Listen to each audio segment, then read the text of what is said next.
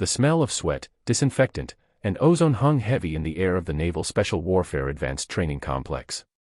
It was a cathedral of physical perfection, a place where the nation's most elite warriors were forged and refined. Gleaming steel racks held weights that would crush a normal man. Ropes as thick as a man's arm snaked up to the 50-foot ceiling. And in the center of it all, Vernon Ford pushed a mop. His movements were slow, deliberate, almost meditative.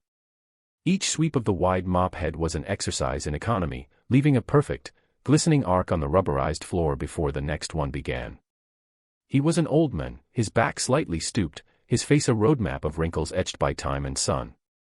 His gray janitor's uniform was faded but clean, his hands gnarled but steady. To the teams of young SEALs who thundered through the gym, he was just part of the background. He was furniture that moved. "Hey, old man." The voice cut through the rhythmic slap of the mop. Lieutenant Commander Thorne stood with his hands on his hips, his chest puffed out like a powder pigeon. He was the new officer in charge of training, a man carved from granite and ego, with a jawline that seemed to enter a room before he did. Vernon stopped his methodical work. He turned slowly, his eyes, the color of a faded sea, showing no emotion. He simply waited. "You missed a spot," Thorne barked, pointing a perfectly manicured finger at a section of the floor that was indistinguishable from the rest. A dozen trainees, taking a break from a grueling session on the climbing wall, paused to watch. They knew their new CO. They knew what this was. Vernon's gaze followed Thorne's finger. He looked at the floor, then back at the officer. He said nothing. "What, are you deaf?" Thorne sneered, taking a step closer. "I said you missed a spot. Right there. Get it?" The silence stretched. Vernon Ford did not move. He just held the mop, his knuckles white on the wooden handle. He was an island of stillness in a room built for violent motion. The trainees shifted uncomfortably. This was different. Usually, the old janitor just nodded and did as he was told, absorbing the daily humiliations with a quiet stoicism that infuriated Thorne. Thorne's face darkened. "Is there a problem, janitor?" Vernon finally spoke, his voice a low rasp, like stones grinding together. "No, sir." He turned, dipped his mop back into the bucket, and methodically remopped the spot Thorne had indicated. He gave it 3 slow, perfect passes. Thorne watched, a smirk playing on his lips. He had won. The old man had bent the knee, as he always did. He turned to his men. "See that? Attention to detail. Even a floor sweeper knows it. Something you men need to remember when you're setting a charge. Now get back to work." The trainees scrambled back to their stations, but many of them cast a final glance at the old janitor. They saw him wringing out his mop, his movements as precise and unhurried as before. He was just an old man cleaning a floor. But for the first time, for a few of them, that image felt wrong. It felt incomplete. Vernon Ford was a ghost in his own life. He arrived before dawn, the silence of the massive training facility his only companion.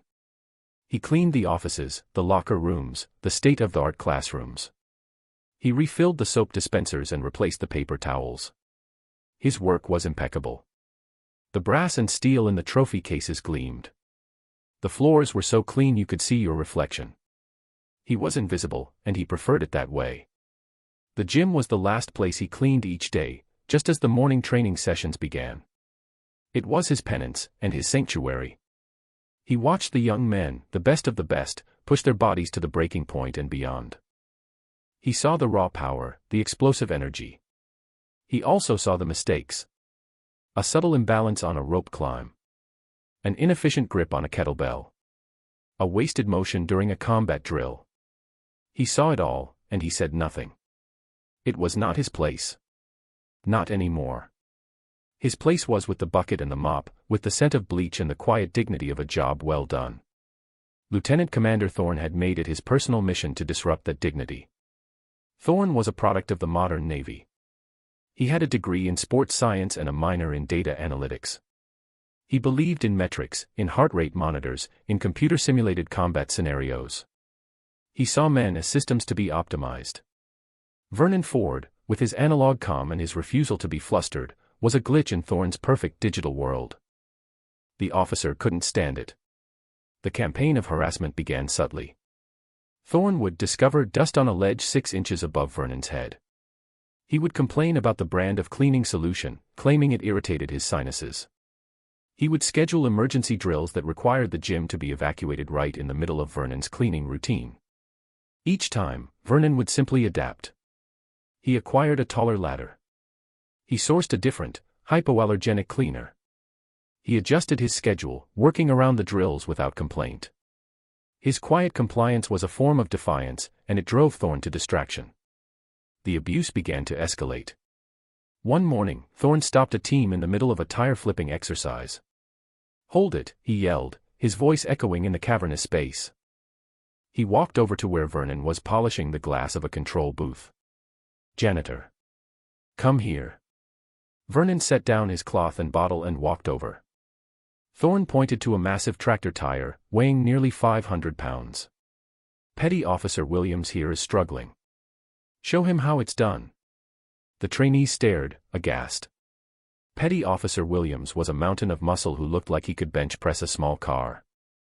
Vernon was a frail-looking old man. It was a cruel, impossible joke. "Sir, I don't think," Williams began, a flush of embarrassment on his face. "You don't think, Petty Officer," Thorne snapped.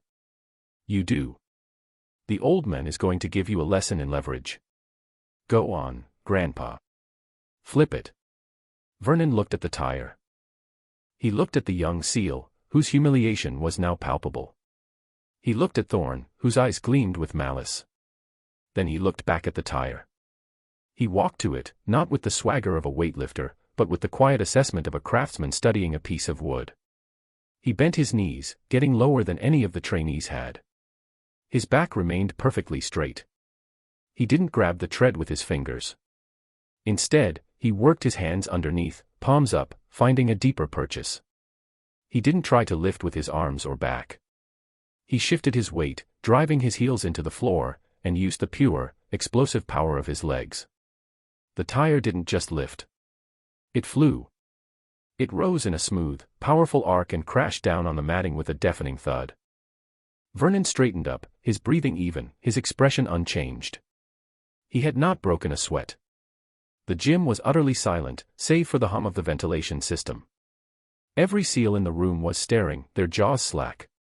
They had been trying to muscle the tire over with brute force. The old man had made it dance. He had used pure, perfect technique. Thorne's face was a mask of disbelief and fury. "Lucky lift," he spat, his voice tight. "Get back to your mopping." Vernon gave a slight, almost imperceptible nod.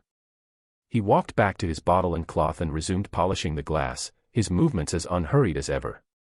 But something had changed. The trainees no longer saw just a janitor.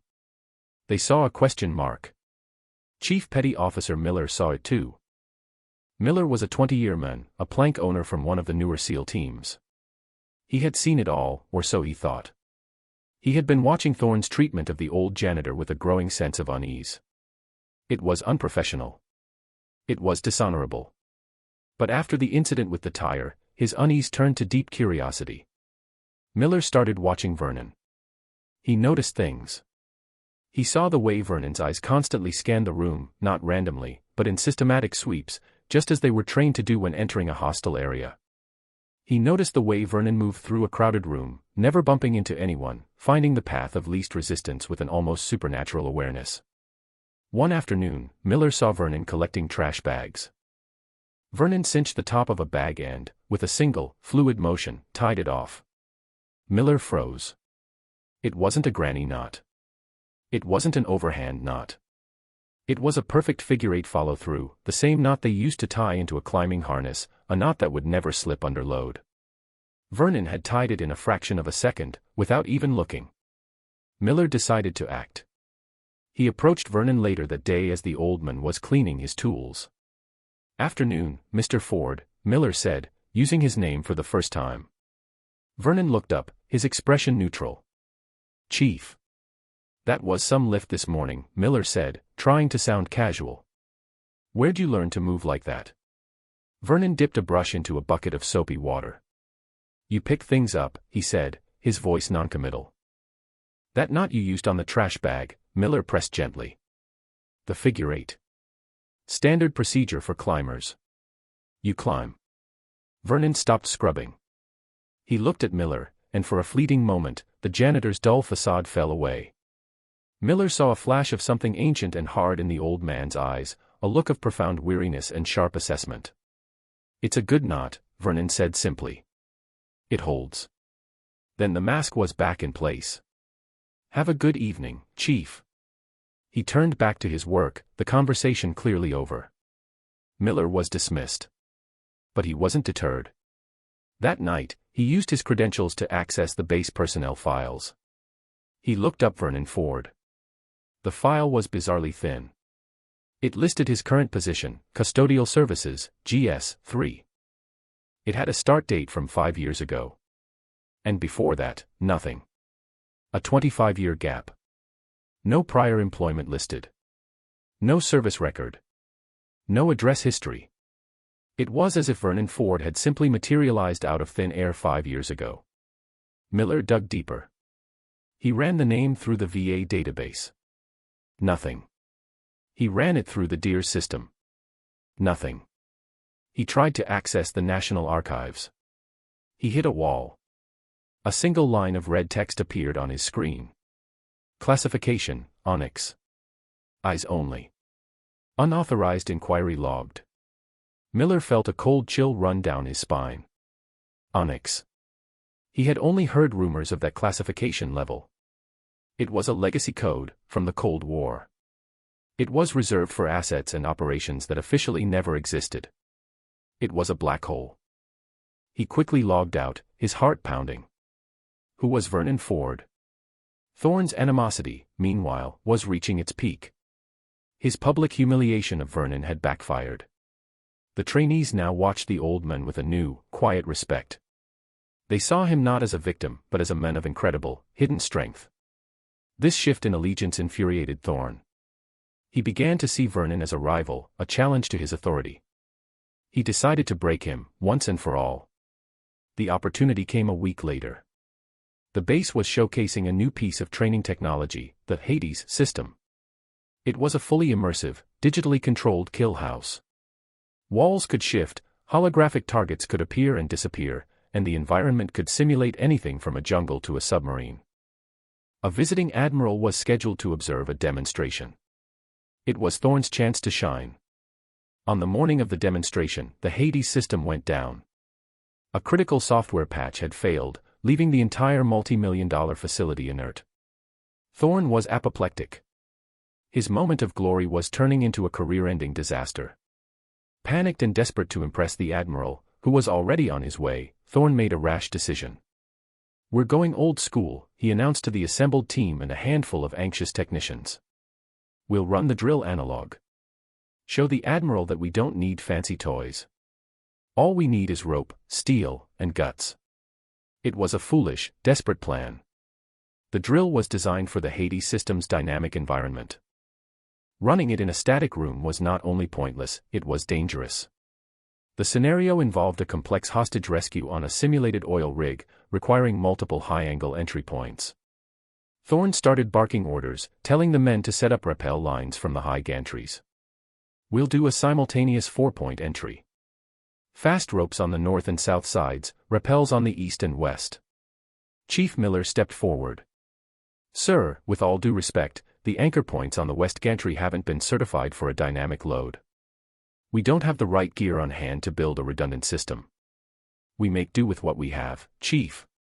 Thorne snapped, his face flushed. "This is what we do. We improvise, adapt, overcome. Isn't that right?" He glared at the trainees, who mumbled their assent. Thorne's eyes swept the room, looking for a prop for his next piece of theater. They landed on Vernon Ford, who was quietly emptying a trash can in the corner, trying to stay out of the way. A cruel smile spread across Thorne's face. "In fact," he said, his voice dripping with condescension, "we're going to go really old school." He strode over to a dusty display case in the corner of the gym. It contained historical artifacts from the early days of naval special warfare. He unlocked it and pulled out a coil of thick, stiff rope from the 1960s and a few heavy, pitted steel carabiners. My grandfather's generation didn't have fancy harnesses and ascenders, Thorne declared, holding up the archaic equipment. They used what they had. They trusted their hands and their knots. He walked over to Vernon, holding out the rope. Here you go, Grandpa. You're from that era. You must know all about this stuff. The challenge was laid bare. I want you to go up to the west gantry, Thorne commanded, pointing to the ceiling 50 feet above. And I want you to set a rappel anchor. A tensionless hitch. Using nothing but this rope. No webbing, no anchor plates. Just the rope. The trainees exchanged worried glances. A tensionless hitch was a foundational technique, but setting one on a bare steel I-beam, with an old, stiff rope, under pressure, it was a recipe for disaster. If the friction wasn't perfect, the rope could slip. It was an unnecessarily risky and outdated method. It was a test designed to make the old man fail. Let's see if your generation's skills are just talk, Thorne sneered. Or maybe you can't do it. Maybe you should just stick to your mops. All eyes were on Vernon. He looked at the rope in Thorne's hand. He looked up at the gantry. He looked at the anxious faces of the young SEALs, who were being ordered to trust their lives to a system their own training officer was about to compromise out of pure ego. And in that moment, something shifted in Vernon Ford. The janitor receded. He set his trash can down, placing it carefully on the floor. He wiped his hands on his trousers. He walked forward and took the rope from Thorne. He didn't just take it. He accepted it. A tensionless hitch, Vernon said, his voice quiet but carrying a new weight of authority. On a bare I-beam. You need at least 5 wraps for this diameter rope on painted steel to guarantee zero slippage. Thorne blinked, taken aback by the technical correction. Just tie the knot, old man. Vernon ignored him.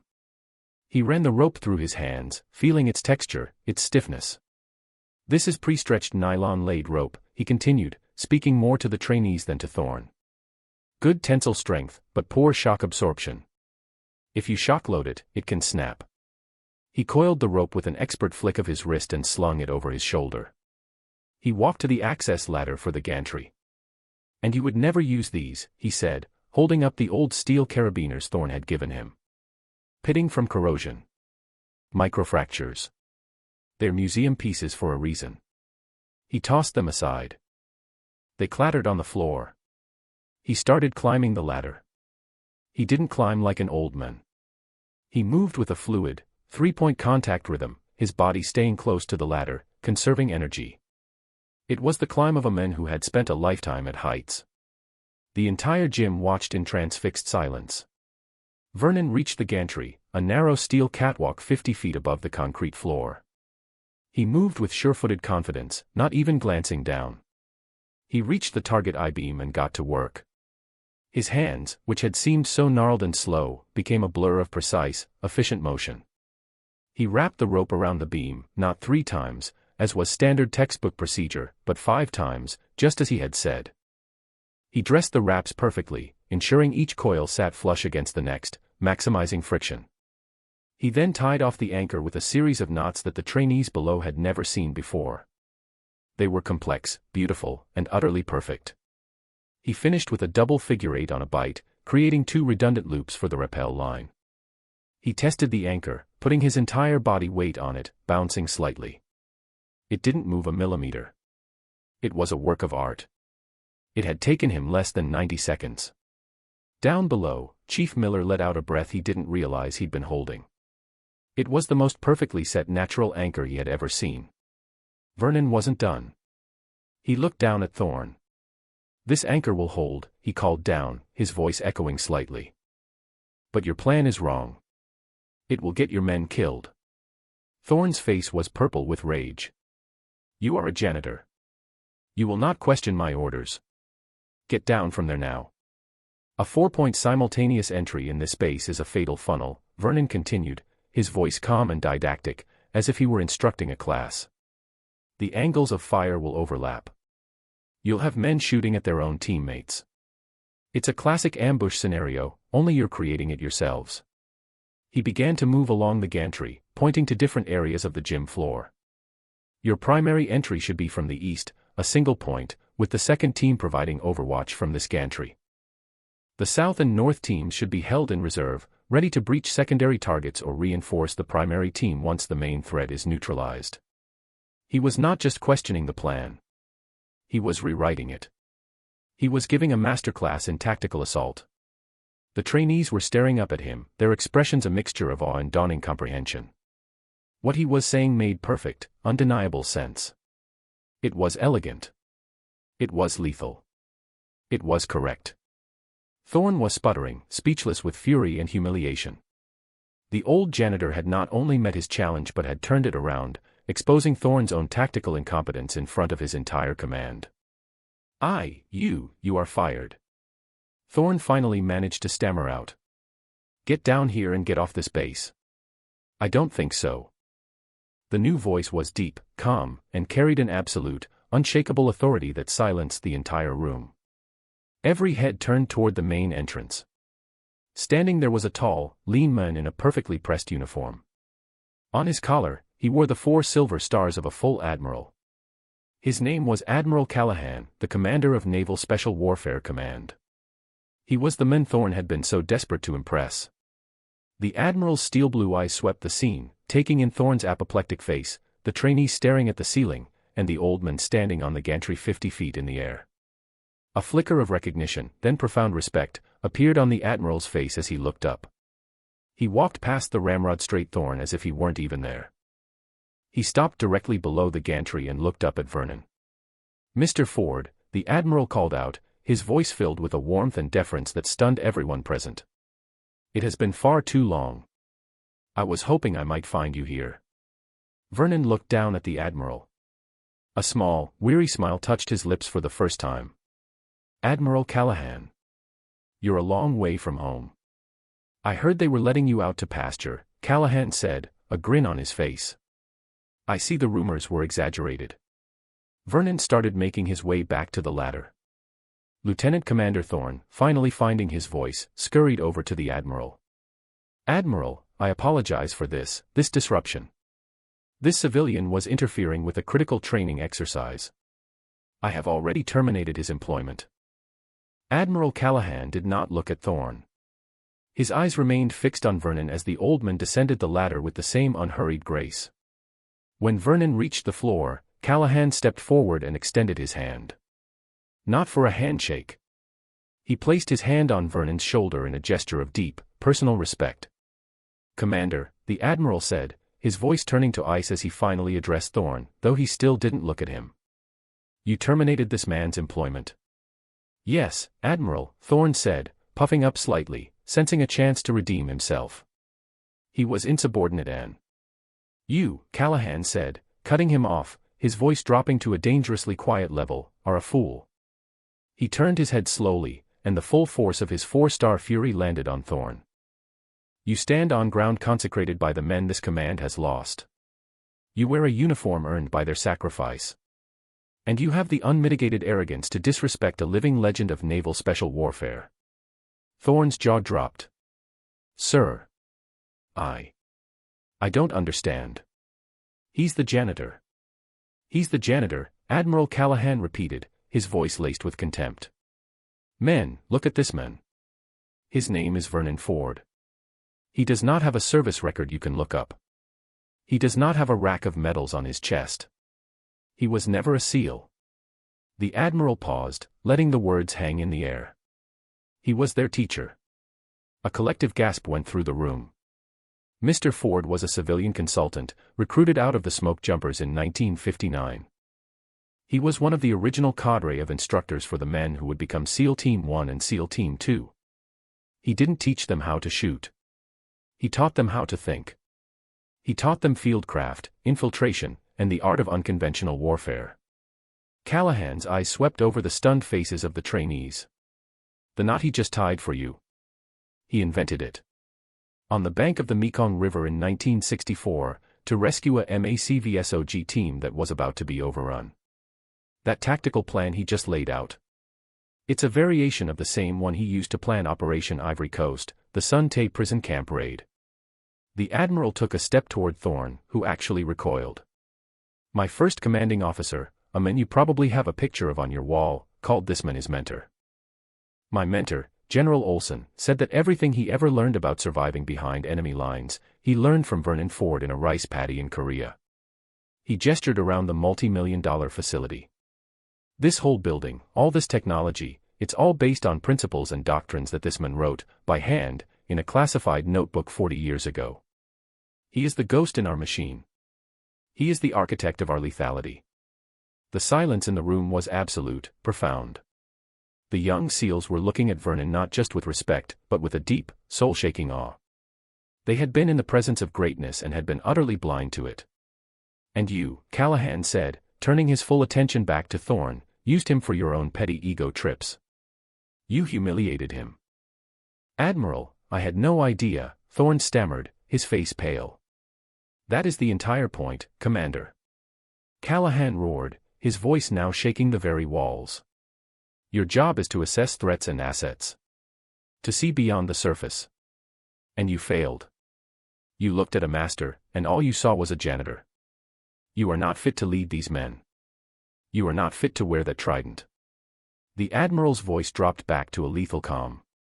Chief Miller. Yes, Admiral, Miller said, stepping forward, his face grim. Please escort Lieutenant Commander Thorne to his office. He is to pack his personal effects. He is relieved of his command, effective immediately. His next posting will be a desk at the meteorological station in Thule, Greenland.